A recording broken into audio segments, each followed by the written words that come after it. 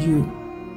Tendre Père Céleste, c'est encore un grand privilège et une faveur que tu nous accordes d'être en vie en ce jour et nous t'en sommes infiniment reconnaissants. Merci pour ce moment d'édification autour de ta parole. Merci d'éloigner toute confusion et toute distraction, toute lourdeur. Que toute la gloire te soit rendue à toi seul au nom de Jésus-Christ. Amen. Bien-aimés, soyons tous abondamment bénis durant les quelques minutes à venir. Je vais juste nous encourager, nous exhorter à nous relever car au moment où je donne ce message, nous recevons beaucoup trop de témoignages de personnes qui sont en train de croupir sous de nombreuses attaques sataniques.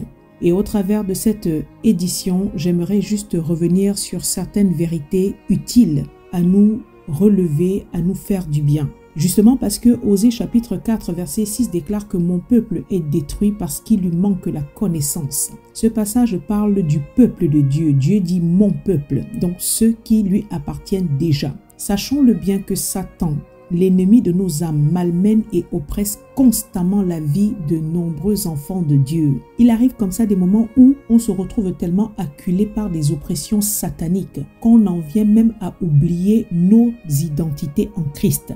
Et c'est au fur et à mesure qu'on se voit sombrer, s'enfoncer dans des spirales démoniaques et on finit par croire à tous les mensonges de l'adversaire au détriment de la vérité qui est la parole de Dieu. Spirituellement comme physiquement, Satan nous fait accepter cet état de faiblesse et il nous fait croire que les sorciers, la sorcellerie, tous ces opposants qui sont autour de nous sont plus puissants que nous alors que ceci n'est que mensonge. Bien-aimé, au moment où je donne ce message, la sorcellerie domine la vie de plusieurs enfants de Dieu qui se retrouvent en proie au blocage, aux stagnations à tous les niveaux. Les foyers sont détruits, les vies des enfants des croyants sont détruites et l'adversaire nous fait croire au fur et à mesure que tous nos lendemains sont régis par la sorcellerie et que nos vies sont en proie aux membres de nos familles sorciers qui ne cessent d'invoquer sur des autels, dans des villages, dans des forêts, auprès des courants d'eau, sur des montagnes ou que sais-je encore, des esprits diaboliques qui viennent assiéger nos vies. Bien-aimés, il est temps de se réveiller et de retourner à la parole, de prendre conscience de qui nous sommes réellement en Christ. Ce message est adressé premièrement à ceux qui sont déjà nés de nouveau et qui appartiennent à Dieu. Ce message s'adresse à ceux qui ont reçu Christ en eux. Au travers de cette édition, ma prière est que tout voile satanique en cet instant même soit ôté de nos intelligences, de l'intelligence d'une personne qui se trouve oppressée.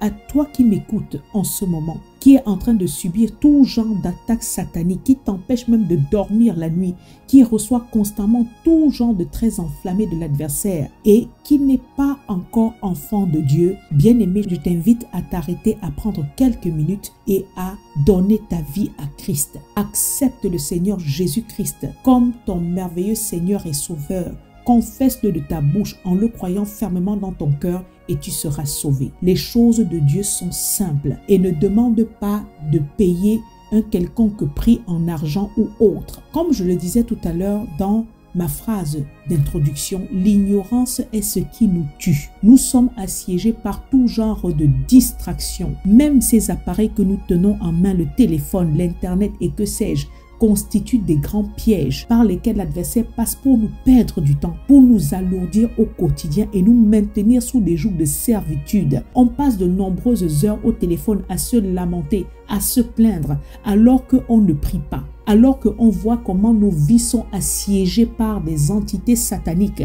Au lieu de passer le temps dans la louange, dans l'écoute de la parole, dans la méditation, dans la déclaration de la parole, on passe beaucoup de temps à se laisser berner par tous les mensonges de l'adversaire, à parler de ça autour de nous encore et tout ceci ne contribue que à nous fatiguer et à nous alourdir, alors qu'en Christ, nous possédons déjà l'autorité et le pouvoir, toute la puissance pour marcher sur les serpents et sur les scorpions et sur toute la domination du mal et rien ne peut nous nuire. L'adversaire a toujours utilisé l'ignorance, cette arme satanique contre les enfants de Dieu. C'est pourquoi pendant des années, pendant des centaines d'années même, le peuple d'Israël ignorant s'est laissé asservir par les Égyptiens en Égypte Égypte au point de les servir comme esclaves, alors qu'ils étaient en réalité plus nombreux et plus forts que les Égyptiens. Et ça, Pharaon le sachant, s'était arrangé à ce que les Israélites, à l'époque,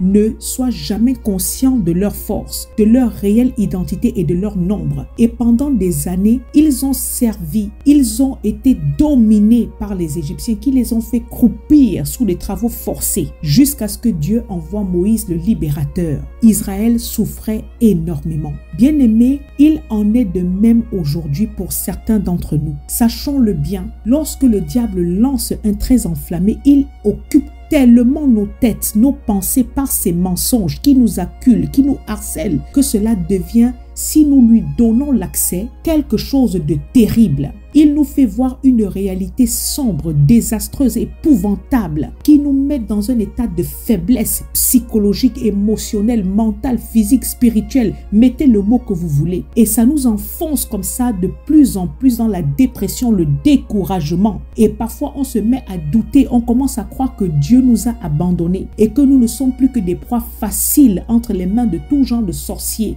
ou alors entre la maladie, le chômage et bien d'autres fléaux. N'oublions pas qu'en Jean 8, verset 44, le Christ a révélé l'identité du diable et a dit qu'il est le père du mensonge. Satan est meurtrier dès le commencement. Il ne se tient pas dans la vérité parce qu'il n'y a pas de vérité en lui. Il ne sait que proférer le mensonge. Et malheureusement, plusieurs parmi nous sont en proie au mensonge de l'adversaire. Satan ne viendra jamais te dire que tout va bien, que tu es béni ou autre. Non, il viendra te donner des paroles négatives. S'il a pu, dans la tentation du Seigneur Jésus-Christ, lui demander carrément de se jeter du haut du temple, en gros, suicide-toi, qu'est-ce que vous pensez qu'à nous, il puisse demander? Bien-aimé, lorsque tu commences à ressentir en toi monter l'oppression, l'oppression marche avec la lourdeur spirituelle. Et parfois, quand nous sommes oppressés, on se retrouve agacé, nerveux, fatigué, découragé. On passe le temps à cogiter. Bien-aimé, l'apôtre Paul dit dans l'Éphésiens 4, 27, ne donnez pas accès au diable. Quand on sent monter en nous l'angoisse, la peur et autres, nous devons dégainer l'épée. L'épée, l'arme du croyant, la parole de Dieu. C'est ça qui nous aide à répondre efficacement aux traits enflammés du diable. C'est ça qui nous fait nous relever. Ce n'est pas pour rien que dans la tentation au désert, à chaque fois, Jésus-Christ ne faisait que répondre à Satan par le « il est écrit ». En d'autres termes, il répondait par la parole. Le champ de compétition, de bataille du croyant se trouve dans la tête, dans la pensée, dans l'intelligence. C'est là-bas dedans que tout se joue. Voilà pourquoi le croyant doit constamment renverser les raisonnements et toute hauteur qui s'élève contre la connaissance de Dieu et amener toute pensée captive à l'obéissance de Christ, comme le déclare 2 Corinthiens 10, verset 5. Tout ce qui ne cadre pas avec la parole de Dieu, bien aimé, nous ne devons pas l'accepter. Quand l'adversaire vient te dire que tu es maudit, tu dois répondre que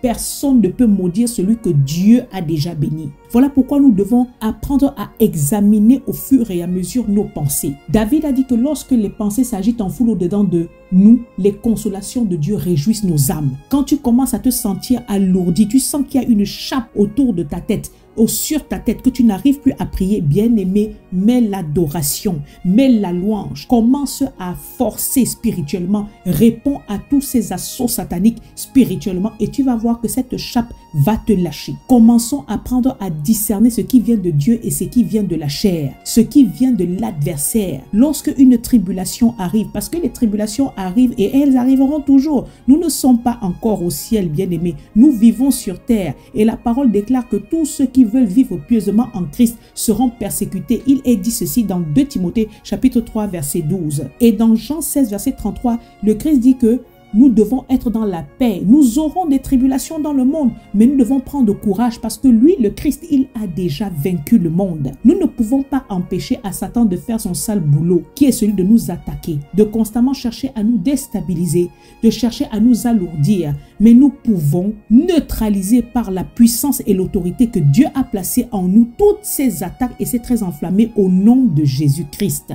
Bien-aimés, retournons à prendre conscience de notre position, de notre identité en Christ. En Christ, nous sommes plus forts, nous sommes plus puissants que tous ces démons, tous ces sorciers familiaux et environnementaux qui nous entourent et qui ne cessent de nous fatiguer au jour le jour. Jésus-Christ a dit en Matthieu chapitre 28 verset 18, « Tout pouvoir m'a été donné dans le ciel et sur la terre. » Et au verset 19, il ajoute, « Allez et faites de toutes les nations mes disciples. » C'est le même pouvoir que Christ possédait qui nous a été conféré. Venant à Christ, nous avons déjà reçu ce même pouvoir. Quand la parole de Dieu dit tout pouvoir, bien aimé, c'est que tout pouvoir dans le ciel et sur la terre. Ça signifie que Satan n'a aucun pouvoir parce que tout pouvoir nous a déjà été donné. Oui, actuellement, tu m'écoutes, tu es en train de souffrir. Peut-être que tu te retrouves dans un engrenage satanique où tous les jours, instant après instant, Satan ne fait que t'acculer. Il ne fait que t'oppresser. Il ne fait que te dire que tu es déjà vaincu, que pour toi tout est terminé. Mais aujourd'hui, Dieu, regardant à ta condition, il envoie sa parole comme il est dit dans le psaume 107 verset 20, que Dieu envoie sa parole et il les guérit, il les fait échapper de la fosse. Dieu envoie sa parole pour te rappeler que tu es fort et tu es plus puissant. Tu n'es pas n'importe qui en Christ et le sacrifice que Christ a accompli pour te sauver, te justifier, te réconcilier, te sanctifier, te laver est un sacrifice complet et non partiel. Dans ta position d'enfant de Dieu, le Christ a déjà tout payé pour toi et il a dit tout est accompli. Ce qui signifie que Satan n'a plus strictement rien à te réclamer. Tu as reçu shalom en toi. Tu as reçu la paix en toi. La paix qui surpasse toute intelligence. Alors, bien-aimé, relève-toi. Saisis cette parole en ce jour. Elle ne t'arrive pas au hasard. Remets-toi en communion avec Dieu. Retourne dans sa parole. Cherche tous les versets qui parlent de la situation que tu es en train de traverser actuellement. Ouvre ta bouche et déclare la parole de Dieu avec autorité et puissance. Rappelle-toi que la parole de Dieu est vivante, efficace, plus tranchante qu'une épée quelconque à deux tranchants. C'est la seule arme, la seule chose capable de partager âme et esprit, jointure et moelle et juger les sentiments et les pensées du cœur tel qu'il est dit dans Hébreux chapitre 4 verset 12. Oui, physiquement tu t'entendras déclarer la parole de Dieu, mais peut-être que physiquement tes yeux ne verront pas ce qui est en train de se passer spirituellement, mais sache que lorsque la parole de Dieu sort, elle ne retourne pas à lui sans avoir fait effet. L'apôtre Paul a déclaré dans 2 Corinthiens chapitre 4 verset 13, « Parce que nous avons cru, nous avons parlé. » Bien-aimé, si tu crois en la parole de Dieu, alors déclare-la sur la situation que tu es en train de traverser actuellement. Si tu crois en la parole de Dieu, Dieu c'est sa parole et sa parole c'est lui. Si tu crois en Dieu, tu crois en sa parole, bien-aimé, ouvre ta bouche et parle à cette situation, à tout ce qui bloque ta vie, à tout ce qui est en train de te créer des tourments. Tu as reçu en Christ tout pouvoir. C'est le spirituel qui guide le physique. Ouvre ta bouche, confesse la parole de Dieu sur cette maladie, sur ces oppressions, sur ce harcèlement mental. Parle à cette situation que tu subis tous les jours quand tu entres dans ton travail. Ouvre ta bouche, bien-aimé, ne reste pas muet. Rappelle à Satan et à tous ses acolytes l'agonie de Christ à Gethsémani, qui était tellement angoissé que sa sueur est devenue comme des grumeaux de sang. Rappelle à tous ces sorciers et leurs acolytes l'agonie de Christ à Golgotha. C'est par amour pour toi, c'est par amour pour moi que le Christ, notre grand frère, a accepté de boire cette coupe. Il a accepté de porter nos malédictions représentées en cette couronne d'épines qu'on a enfoncée dans sa tête. Il a accepté d'endosser toutes ces meurtrissures infligées dans sa chair, sur son corps, pour qu'aujourd'hui nous soyons guéris. Spirituellement, nous sommes déjà affranchis, nous sommes plus forts, nous sommes plus puissants. Dieu t'ordonne d'être fort, Dieu t'ordonne d'être forte, bien-aimé. Il a dit dans Josué chapitre 1 verset 9, « Je t'ai commandé d'être fort et courageux, ne tremble pas, n'aie pas peur, car moi le Seigneur ton Dieu, je serai avec toi partout où tu iras. » Bien-aimé, Dieu se tient à tes côtés. Et au travers de cette édition, il te parle. Il te demande de réprimander tous ces esprits diaboliques qui affligent ta chair, qui troublent ton sommeil, qui t'empêchent de dormir la nuit, qui t'envoient tous ces esprits des eaux couchées avec toi, qui te créent tous ces cauchemars, toutes ces manipulations sataniques, toutes ces entités qui se sont installées dans ta maison et qui ont créé le tohu-bohu, le chaos, qui sont en train de perturber ton foyer, la vie de tes enfants, oppresser ton mari, oppresser ton travail et bien d'autres. Sache que Christ a déjà accompli toutes choses pour toi. Bien-aimé, c'est à toi de te lever, de saisir cette parole et au travers de la parole de Dieu, remettre de l'ordre. Dans le livre de 2 Rois chapitre 6, il se trouve une magnifique illustration de ce que j'essaye d'expliquer aujourd'hui à une personne qui m'écoute. Je vais le lire à partir du verset 15 jusqu'au verset 18. Le serviteur de l'homme de Dieu, ici il s'agit d'Élisée, se leva de bon matin et sortit, et voici une troupe entourait la ville avec des chevaux et des chars. Le serviteur dit à l'homme de Dieu: « Ah mon Seigneur, comment ferons-nous » Il répondit: « Ne crains point, car ceux qui sont avec nous sont plus grands que ceux qui sont avec eux. » Élisa pria et dit: « Éternel, ouvre ses yeux pour qu'il voie. » Et l'Éternel ouvrit les yeux du serviteur, qui vit la montagne pleine de chevaux et de chars de feu autour d'Élysée. Les Syriens descendirent vers Élisée. Il adressa alors cette prière à l'Éternel: « Daigne frapper d'aveuglement cette nation. » Et l'Éternel les frappa d'aveuglement selon la parole d'Élisée. Bien-aimé, je veux dire encore ceci: tu n'es pas seul. Celui qui est en toi est plus grand que celui qui est dans le monde. 1 Jean 4,4, vous petits enfants, vous les avez déjà vaincus, car celui qui est en vous, Christ en vous, est plus grand que celui qui est dans le monde. Bien-aimé, voilà la vérité. Parfois, physiquement, on se limite à regarder ce que la réalité nous renvoie, alors que la vérité est tout autre. Retournons à prendre conscience de qui est-ce que nous sommes en Christ en cette année 2025. Retournons à prendre conscience des ressources spirituelles que Dieu nous a données, afin de ne plus donner l'avantage à Satan, même pas une seconde de plus. Éphésiens 1 verset 3 déclare: « Béni soit Dieu, le Père de notre Seigneur Jésus-Christ, qui nous a bénis de toutes sortes de bénédictions spirituelles dans les lieux célestes en Christ. » Ce passage nous dit clairement que nous sommes déjà bénis spirituellement. Je le réitère, c'est le spirituel qui guide le physique. Si tu le crois, en ce jour, relève ta tête et essuie tes larmes. Retrousse tes manches spirituellement et parle à cette situation. Parle à tous ces esprits diaboliques. Il faut leur rappeler qu'ils ont été au travers du sacrifice de Christ tous mis sous tes pieds, et c'est toi qui as l'avantage sur eux. Et comme personne d'entre nous n'est parfait et que nous vivons tous sur terre et encore dans des corps de chair, si pour une raison ou pour une autre, nous avions ouvert un accès au travers d'un quelconque péché,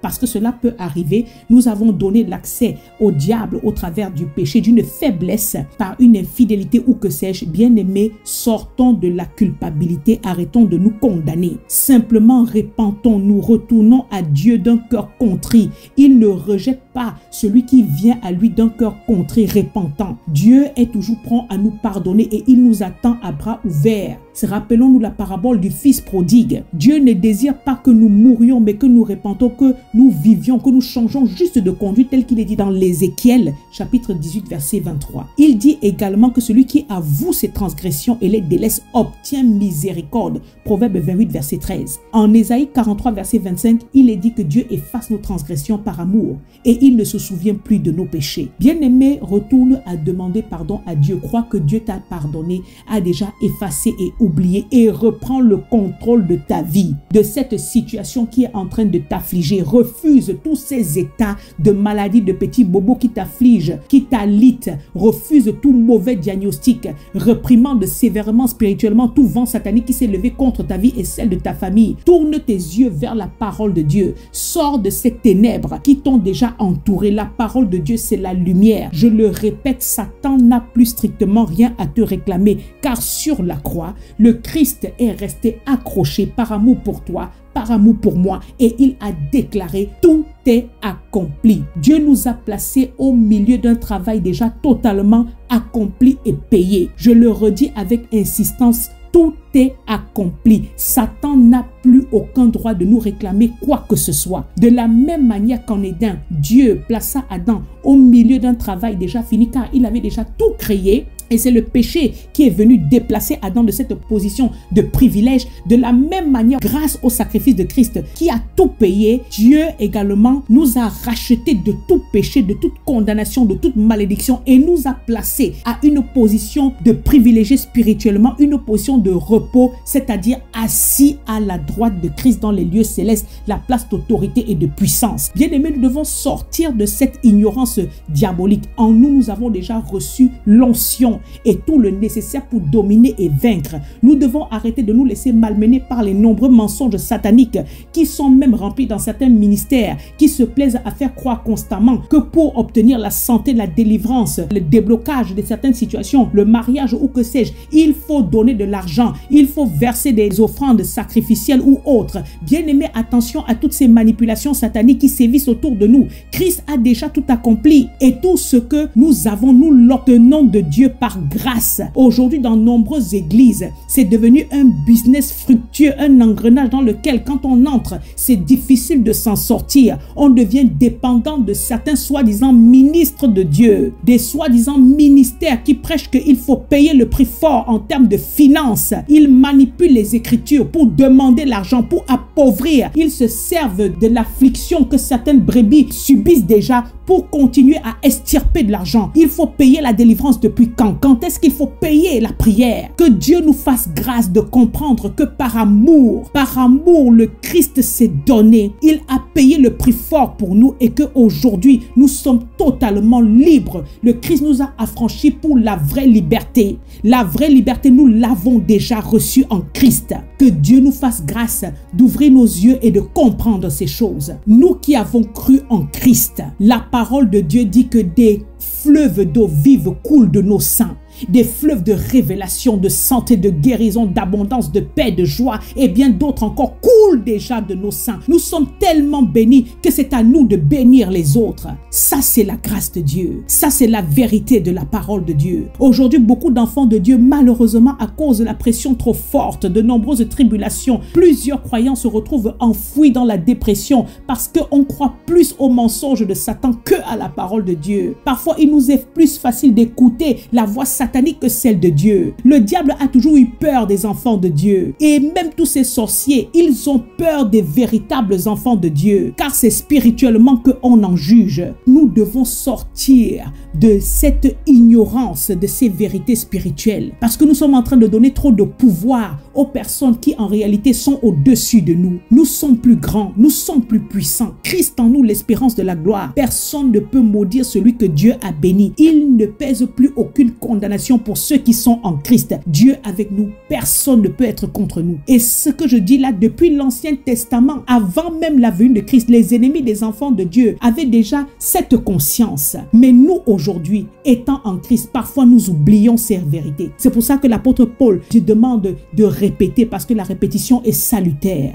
Regardons en Nombre 23. Nous voyons comment le roi Balaam, fils de Moab, était effrayé et saisi de terreur face à Israël, qu'il alla recourir à Balak pour maudire Israël parce qu'il trouvait déjà que Israël était plus puissant que lui. Et malgré toutes les nombreuses tentatives de ce sorcier ou alors prophète, mettez le mot que vous voulez en la personne de Balak, il ne put arriver à ses fins. Car je le redis, personne ne peut maudire celui que Dieu a béni. Que Dieu nous vienne en aide et nous accorde la grâce de comprendre, de réaliser ces vérités spirituelles au nom de Jésus-Christ. Que tout voile satanique tombe en ce jour et que nous puissions prendre conscience de l'amour de Dieu qui nous a déjà remplis de force, d'autorité, de puissance, afin que nous puissions conquérir, dominer sur toute adversité au nom de Jésus-Christ. Que Dieu vous bénisse abondamment.